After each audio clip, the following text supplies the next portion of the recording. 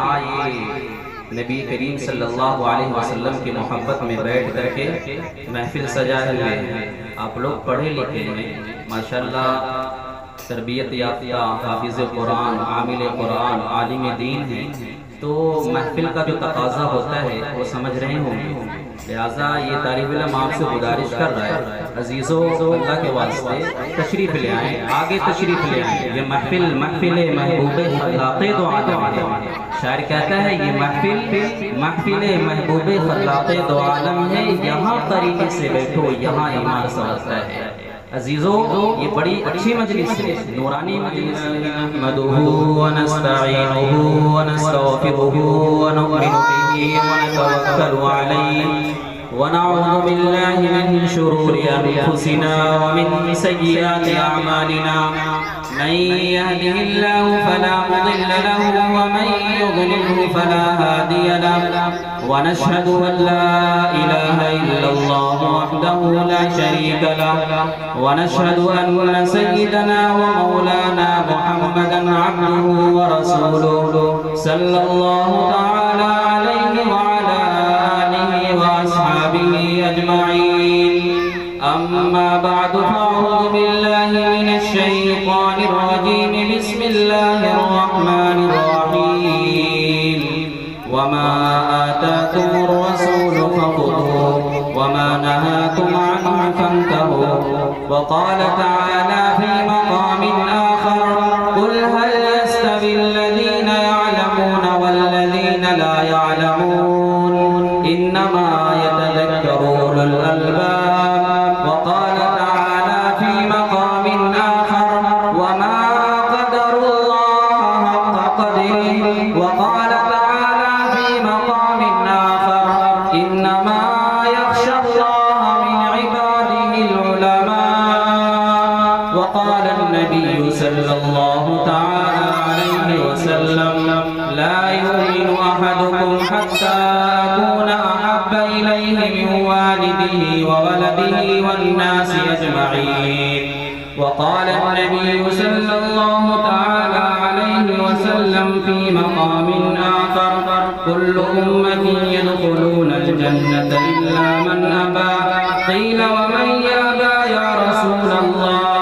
قال رسول الله صلى الله تعالى عليه وسلم من أطاعني دخل الجنة ومن عصاني فقد أبى، أو كما قال عليه الصلاة والسلام. عزت و احترام کے مستحق علماء کرام، محبتوں کے مستحق بزرگوں، نوجوانوں، دوستوں اور پس پردہ میں بیٹھی ہوئی میری مائیں اور بہنیں، گفتگو کرنے سے پہلے کچھ اشعار ہیں، انہیں آپ کی خدمت میں پیش کر رہا ہوں، ملاحظہ فرمائیں. میں نے مانا میری آواز نہیں جائے گی، میں نے مانا میری آواز نہیں جائے گی، در و دیوار سے ٹکرا کے پلٹ آئے گی، در و دیوار سے ٹکرا کے پلٹ آئے گی. اب بھی موقع ہے کرو ان اندھیروں کا علاج، اب بھی موقع ہے کرو ان اندھیروں کا علاج، ورنہ یہ نسل اجالوں کو ترس جائے گی، ورنہ یہ نسل اجالوں کو ترس جائے گی.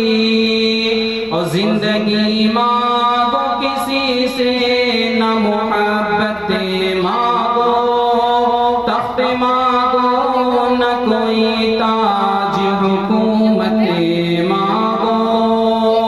جھوٹی دنیا ہے دنیا کی نہ شہرت مانگو، جھوٹی دنیا ہے دنیا کی نہ شہرت مانگو.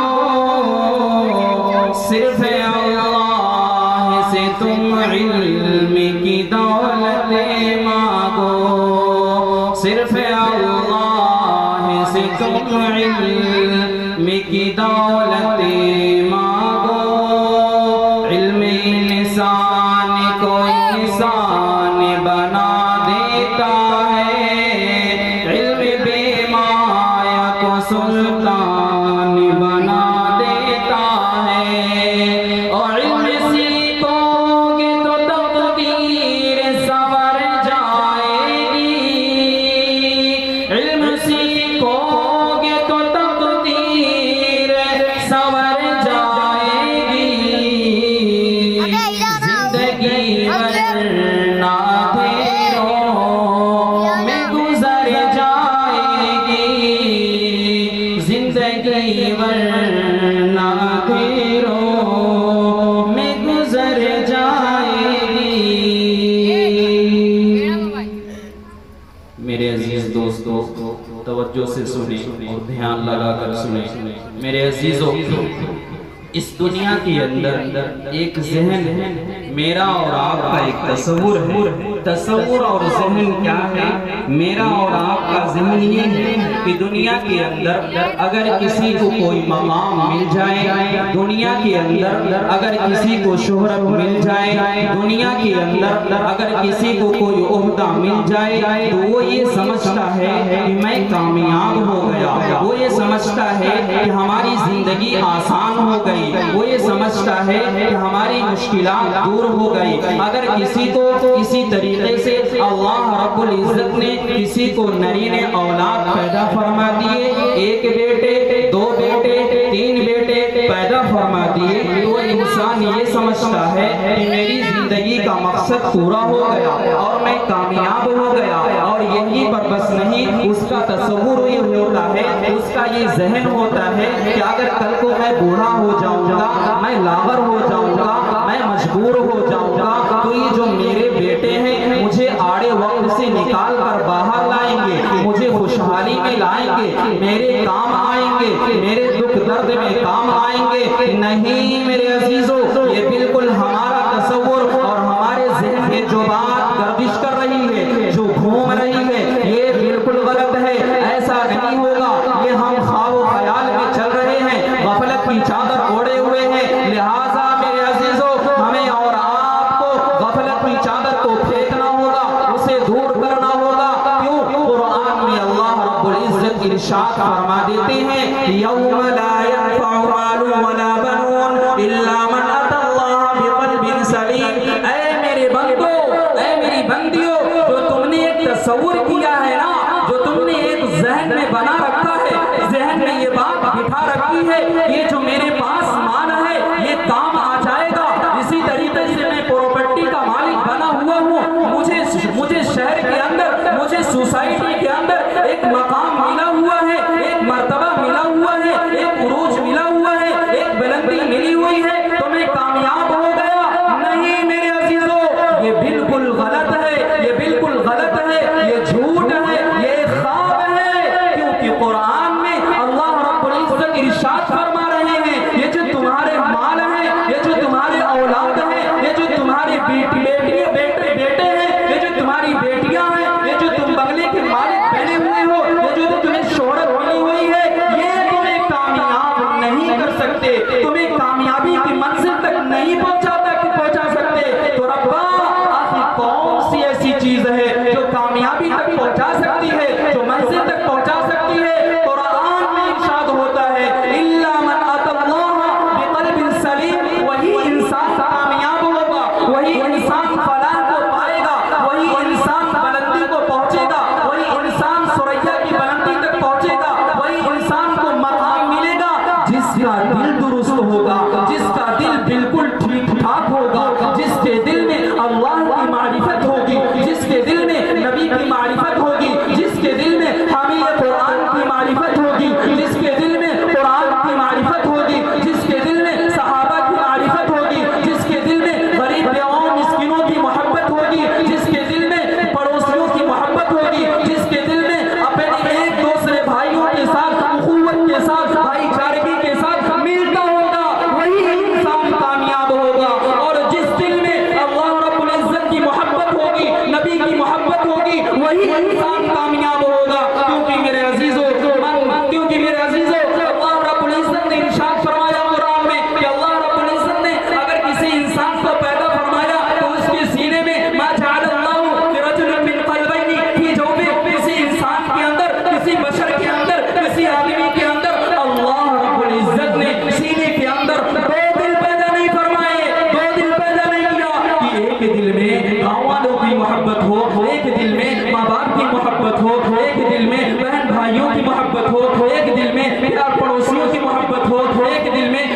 یاروں کی محبت ہو اور ایک دل میں اللہ کی محبت ہو، نبی کی محبت ہو، صحابہ کی محبت ہو، قرآن کی محبت ہو. ایسا نہیں ہے. اللہ رب العزت نے انسان کے وجود میں صرف اور صرف ایک دل بنایا ہے، اور اس دل میں میرے عزیزوں اللہ کی محبت کو پیدا کرنا ہوگا، نبی کی محبت کو پیدا کرنا ہوگا، صحابہ کی محبت کو پیدا کرنا ہوگا، اور اسی طریقے سے حافظ قرآن کی محبت کو پیدا کرنا ہوگا، حامل قرآن کی محبت کو پیدا کرنا ہوگا. میرے عزیزوں اب بھلا بتاؤ یہ کیسے پیدا ہوگا، یہ بات کیسے سمجھ میں آئے گی؟ میرے عزیزوں بات اسی وقت سمجھ میں آئے گی اور محبت اسی وقت پیدا ہوگی جب ہم اور آپ علم کو تلاش کریں گے، علم کو سیکھیں گے، علم کی تلاش میں در در بھٹکتے رہیں گے، علم کو سیکھیں گے، تب جا کے میرے عزیزوں قرآن حاصل ہوگا، نبی کی محبت حاصل ہوگی، اللہ کی محبت حاصل ہوگی. قرآن فرماتا ہے قُلْ هَلْ يَسْتَوِي الَّذِينَ يَعْلَمُونَ وَالَّذِينَ لَا يَعْلَمُونَ کہ جاننے والے اور نہ جاننے والے دونوں برابر نہیں ہو سکتے. تو میرے عزیزوں اب غور کرو، فکر کرو، سوچو کیا ہمارے پاس قرآن کا علم ہے یا نہیں، اللہ رب العزت کی معرفت کا علم ہے یا نہیں، نبی کریم صلی اللہ علیہ وسلم کی معرفت کا علم ہے یا نہیں. اور اگر نہیں ہے میرے عزیزوں یہ ہمیں علم کو تلاش کرنا پڑے گا، علم کو سیکھنا پڑے گا، علم کو حاصل کرنا پڑے گا. اور علم کو سیکھنے کے لیے، علم کو حاصل کرنے کے لیے ہمیں کہاں جانا پڑے گا؟ ہمیں مدارس میں جانا پڑے گا، ہمیں مکاتب میں جانا پڑے گا، ہمیں مساجد میں جانا پڑے گا، ہمیں علماء سے جڑنا ہوگا، ہمیں اکابرین سے جڑنا ہوگا، ہمیں اللہ والوں کی صحبت میں بیٹھنا ہوگا. میرے عزیزوں لیکن آج ماحول کا، آج معاشرے کا ماحول بڑا الٹا ہے. آج معاشرے کا معاملہ بڑا عجیب ہے کہ ہم تو علم سیکھنے کے لیے، ہم تو علم کو نہیں سیکھتے، ہم دنیاوی علم سیکھ رہے ہیں، ہم اخروی علم کو نہیں سیکھتے. علم دو طرح کا ہوتا ہے، ایک علم اخروی ہوتا ہے، ایک علم دنیاوی ہوتا ہے. میرے عزیزوں یہ اخروی علم جو ہوتا ہے یہ علم ایسا ہے جسے دین اسلام کہا جاتا ہے. اس دل کو، اس علم کو سیکھیں گے تو یہ علم ہمارے لیے دنیا میں بھی نافع ہوگا اور آخرت میں بھی نافع ہوگا.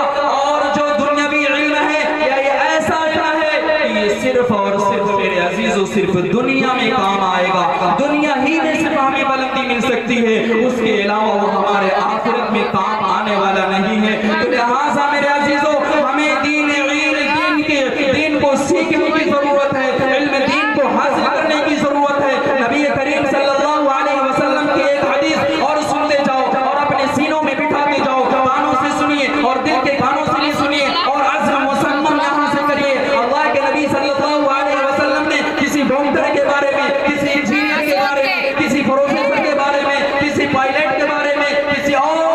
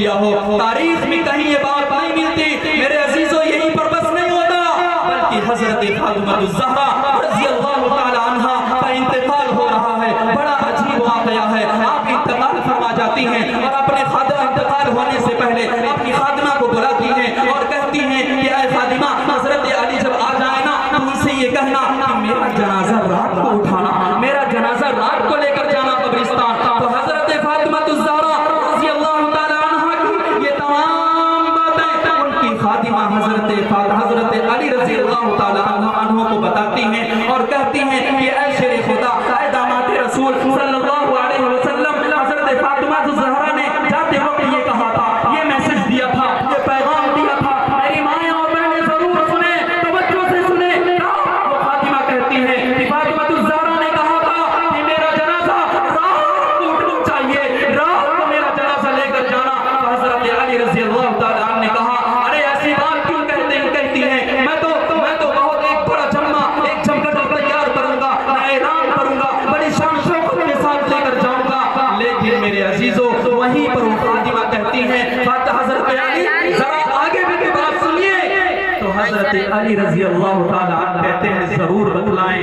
تو وہ خاتمہ کہتی ہیں کہ جاتے فاطمہ الزہرا نے یہ کہا تھا کہ پوری زندگی میں میرے وجود کو کسی بھی شخص نے, کسی بھی مرد نے نہیں دیکھا ہے, تو لہٰذا میری ایک تمنا ہے, میری ایک آرزو ہے, اے فاطمہ تم کہہ دینا میرے شوہر سے کہ میرا رات کو جنازہ اٹھے, تاکہ کسی کو یہ نہ پتا چلے کہ نبی کی بیٹی لمبی ہے یا ناٹی ہے, نبی کی بیٹی پتلی ہے یا موٹی ہے, تاکہ کسی کو یہ بھی تصور نہ ہو سکے. اب ذرا بتاؤ میری ماؤں اور بہنوں کتنا اہتمام تھا پردے کا, کتنا اہتمام تھا اسلام کا, کتنا اہتمام تھا پردے کا. لیکن میرے عزیزوں آج ہمارے معاشرے کے اندر پردے کا کوئی نام و نشان نہیں. چوراہوں پہ چلے جاؤ, ہوٹلوں پہ چلے جاؤ, جہاں دیکھو وہاں میری مائیں اور بہنیں نظر آتی ہیں. میرے عزیزوں انہیں آپ ہی کی لوگوں کی وجہ سے دین ہم تک پہنچا ہے. بڑی ذمہ داری کے ساتھ کہتا ہوں, بڑی ذمہ داری کے ساتھ کہتا ہوں,